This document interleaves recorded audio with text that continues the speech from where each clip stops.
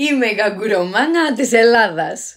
Εννοείται και θα με ρωτήσουν αν μου αρέσουν μόνο οι κάγκουρες. Είμαι η καγκουρομάνα της Ελλάδας. Εννοείται και θα με ρωτήσουν που ξέρω τόσα για εκείνους.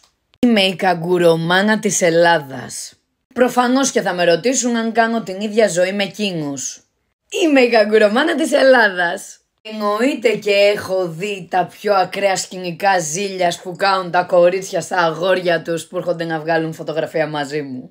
Ναι, είμαι η καγκουρομάνα της Ελλάδας. Εννοείται πως όταν περνάω από κάθε δρόμο, πάρκο, σχολείο, το οτιδήποτε, ακούω από τα αγόρια ένα μάνα. Είμαι η καγκουρομάνα της Ελλάδας. Φυσικά και με ρωτάνε αν έχω όντως παιδί, γιατί με λένε καγκουρομάνα, και αν ο ανιψιός μου που έχουν δει σε βίντεο είναι ακόμα ο γιος μου.